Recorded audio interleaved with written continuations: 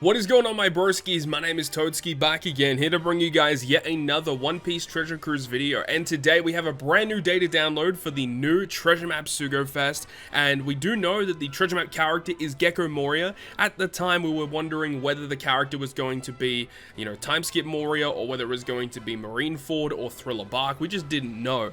Of course, with the release of the Katarina Devon as our arena unit, it pretty much confirmed the fact that we were going to be getting some kind of Blackbeard batch soon. And that's exactly what we have here.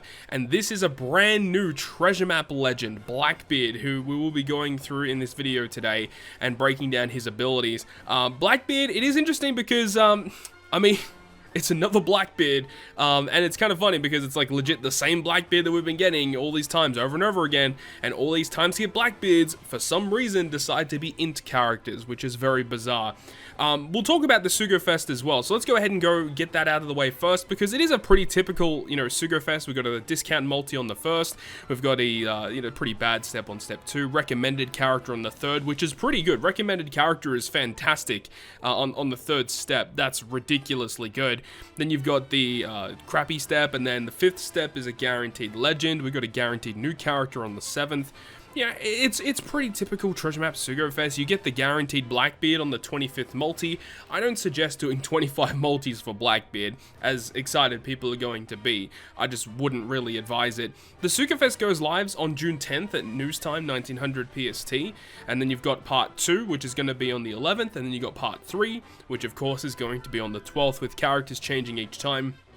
So you got the treasure map legends available on each part are going to be shifting. So part 1 seems okay, part 2 seems okay, and part 3, in terms of the characters available, part 3, just in terms of the treasure map legends, definitely looks the best, but we don't know what other legends are going to be available on each separate part yet until the official announcement in-game, which is likely going to be the day before the Sugo-Fest on June 9th. So it's going to be tomorrow news time. We'll probably get the information in terms of which characters are available on each part, and likely the full announcement of the actual treasure map, the boosted units, and all of that. So it's going to be interesting to see how this one is going to just kind of be structured compared to last month being the anniversary treasure map, which was definitely a lot more fun because there was a lot of cool rewards. So we'll have to wait and see how things are going to be structured.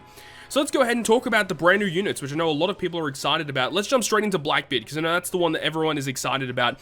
So here we have the brand new Marshall D. Teach Blackbeard, Craving Darkness, who is a superclass powerhouse driven character. Now the superclass itself is only for the powerhouse class, which is interesting in and of itself. So we've had a super type Blackbeard, we've had a dual unit Blackbeard, and now we're having a super class Blackbeard, and all of them are int characters, which is so weird. And I think all of them are int driven powerhouse. I just don't understand why they don't diversify these characters in any way. Very, very bizarre. But let's go ahead and talk about what actually this character does. So the captain ability will boost driven and powerhouse characters' attack by 5.25 when you have a matching slot, 4.75 times otherwise. In terms of attack boost, it's great. It boosts the health by 1.5, so very tanky. Makes the int and tandem slots have matching slot effects. When the crew launches a special to apply a base attack boost or a healing buff, like an end of turn healing buff, whether it be like just for example's sake, like V3 Boa Hancock, which applies an end of turn heal. Whenever you apply a special that does a base attack boost or an end of turn heal, it converts that effect to boost driven and powerhouse characters' base attack by 1250 for one turn, regardless of the effective turns of the converted effect. So I believe that the special of your character is still going to activate. So let's say if the character did a base attack boost and then changed your slots, for example, like Bon Clay, I believe it'll still change your slots. It's just that the base attack boost effect will change instead. Or if you had an end of turn healing buff that also gave you an attack boost, it would just get rid of the healing buff to change into a base attack boost instead. So it's interesting, and I think this could have some really cool uses in the future. I just don't really know how good this is going to be right now. Now, it also says, when the crew launches a special to apply a chain multiply boost, so a chain boost, or a damage reduction, so if you apply to your own crew a rainbow shield buff, like Hody Jones, for example, he provides like a 90% damage reduction when you launch his special. If you activate an effect like that, or any other chain boosting effect, it's going to change that effect to become a 1.4 chain boost for one turn. So there's a lot of text here, but it's actually pretty simple, right? So 5.25 attack, 4.75 otherwise, 1.5 health, int and tandem slots are matching. If you do a base attack or a healing buff, it becomes a 1250 base attack. If you do a chain boost or a damage reduction, it becomes a 1.4 chain boost. And that's pretty much it. So it means that these normally more damage reduction focused effects or more defensively focused effects are now changed into more offensively focused effects with base attack boosts and chain boosts instead of healing and damage reduction. So that's the way that the captain ability works. It seems confusing, but it's pretty straightforward, honestly. And he doesn't really do that much outside of that, right? It's just attack boost, health boost, matching slots. So captain ability, it's good. It's a good captain ability, but it's just kind of bland. It doesn't do a lot, but I think it has a lot of really cool use cases for some niche-driven and powerhouse characters. Now, let's go through the superclass special, because remember, you get access to this if you use him as a captain. Now, in order to activate the effect, you need one of his crew members, which include, Jesus Burgess, Shiryu, the new Devon, of course, Lafitte, Vasco Shot, all of those characters. Or if you do a chain boost or a base attack boost. So of course, if you have one of those effects that become one of those other effects with his captain ability, that will activate his superclass special. And what it does, it will boost the attack of Driven and Powerhouse by 2.25 for one turn, and then changes type slots into tandem, which is pretty good. That's a very good superclass special. It doesn't change all slots through block or anything, but changing type slots is still pretty good. That's a really good effect. Now we get to have a look at Blackbeard's special ability. So it is a 12 turn cooldown, that's with expansion, so it's likely 13 turns naturally with a regular limit break. But he does a 20% health cut, so damage dealing special is always great, and ignores all defensive effects. Then he also reduces bind by 10 turns, which is really good. Really nice that he has a bit of utility there. And then he says, if you land 2 perfects during the turn you activate the special, you get a 2.75 chain boundary in the following turn. So that's great. That's really good to just inflict that chain boundary on that next turn, which is kind of like a pseudo chain lock, which is kind of nice, because a lot of the times you're inflicted with the attack down depending on your chain multiplier. Sometimes it'll be like a 2.0 or a 2.5, so this can kind of mitigate that, which is good. But then it also says that if your captain is Driven or Powerhouse, when you initially activate the special, you get a 3.0 chain boundary for that one turn. If you don't have that captain, then you still get a 2.5 chain boundary, which is great. So you get a chain boundary on activation, and you get one in the following turn, and then you get bind removal, health cut. It's a pretty straightforward special when you look at it. Again, a lot of text, but it's pretty simple when you dumb it down, and it's a good special. I like it. I think this is a very, very solid special, especially when you think about his captain ability, kind of like giving you more offensive focused effects, and then his superclass providing you the orb change and the attack boost. I think this is a very, very solid unit. Of course, we're not done here. We also have access to his potential abilities, where he has the Enrage buff. He also has the critical hit buff, which is pretty typical of Blackbeard, and then he has Super Tandem. Just to add a little bit of sprinkles on top, he has Super Tandem. Now, in order to activate it, you do need any 2 of the following characters. So you need one of his crew members, it looks like, Jesus Burgess, Shiryu. Yeah, it's any of his crew members, which is good. I like it that it's not like only a very specific, at least it's not like, Jesus Burgess and Shiryu, which are the treasure map rare recruits. You can use any of them in his crew. And then it gives you a 1.25 tandem attack boost to Powerhouse and Driven. So, I mean, that's nice. It's to both of those classes, which is good. And then, of course, as you increase it, the effect will increase to 1.5. And then, at level 3, it now becomes a 1.5 tandem attack boost and boost the chain multiplier by 1.1.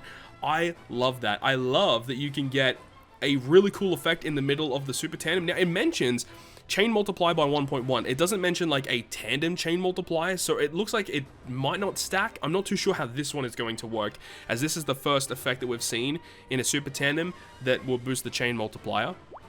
But then, of course, once you get to level 5, it becomes a 1.5 tandem attack boost and a 1.5 chain multiplier. But because of the way the character is structured, in that with his captain ability, you can in turn just generate a chain multiply boost anytime you use a damage reduction special. I assume that because his captain ability has that it does stack with the super tandem, which, if that's the case, the amount of chain multiply you're going to reach is kind of crazy. I'm really excited to see what kind of things we can do with this guy. He seems pretty impressive in that front with his super tandem. I like that a lot. Now, he does have a support effect attaching to any of his crew members, and it says that if they use their special, you get a 2.75 chain multiplier lock for one turn. That's a great support effect, and it attaches to his crew members, which is good. There aren't too many of these crew members that are like used in a lot of teams, but if you do ever use them, you can just get a chain lock out of it, which is pretty nice.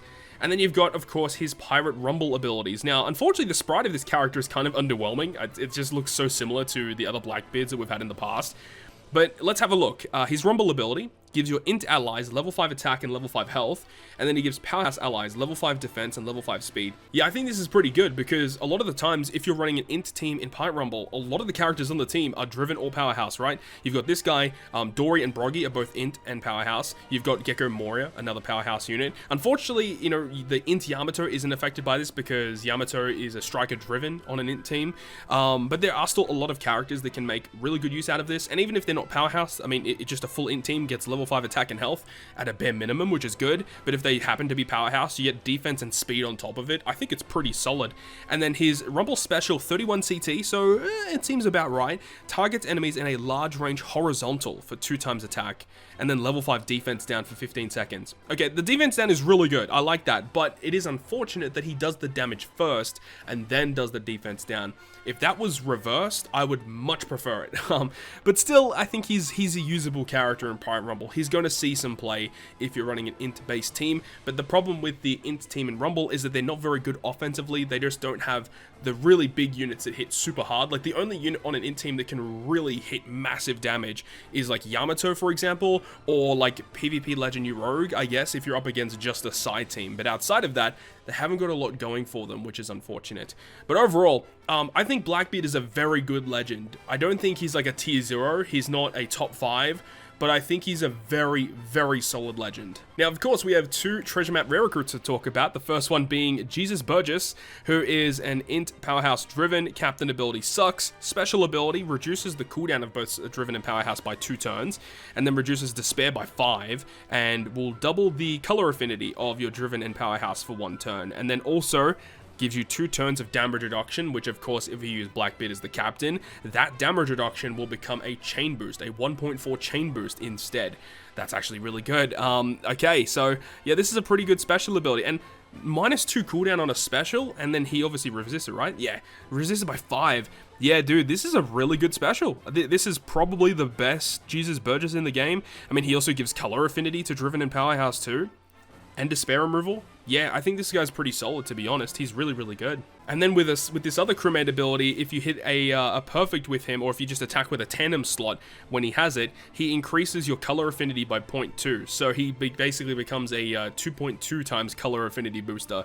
Whew, this guy's pretty good. And then we have Shiryu as the secondary treasure map rare recruit, who is an int powerhouse slasher, and his captain ability is bad. And then his special ability will do damage to all enemies, ignoring defensive effects and base defense, which is great.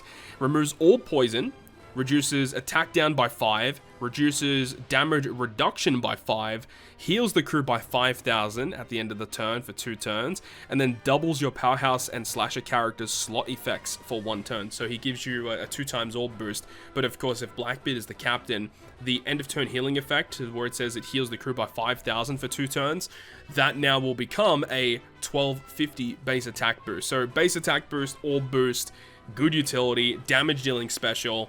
I like it. I think both Shiryu and the Jesus Burgess are pretty good characters overall. He does base attack for powerhouse and slasher, and also tapping on this character with the tandem slot will increase the slot effective boost by 0.2, making it a 2.2 times orb boosting effect. So you can see the synergy between these characters, which is really great. Actually, one thing I forgot to mention is they actually will both have support effects attaching to any of their crewmates, including Blackbeard as the captain. So once per quest, if the crew is inflicted with bind, you reduce bind by 1 and you get a 30% damage reduction, which is pretty good. That's not a bad effect, and 1 turn of bind removal can be the difference, right? So that's actually pretty good, and Blackbeard having more supports is always a good thing. And then you got Shiryu, which once again, same characters he supports. If you're inflicted with attack down, he removes it by 1 and heals 5% of the crew at the start of the next turn, so basically a 5% HP heal, which is pretty good. So both the characters, honestly, they seem really good. I'm a big fan of all these units. They work very well together, and I think Blackbeard just generally is a great Sugo-Fest exclusive character. So that is all the information that we currently have as of this video. So hopefully you guys enjoyed this one, and of course when we get the full information tomorrow, we can start trying to look at building treasure map teams and stuff like that. So anyways, that is going to wrap it up here. Thank you so much for watching, and if you guys enjoyed the video, make sure you go ahead and leave a like. And if you want to stay up to date with all the content that I post, including more One Piece Treasure Cruise content, make sure to hit the subscribe button down below. But on that, guys, I'll see you guys within the next video.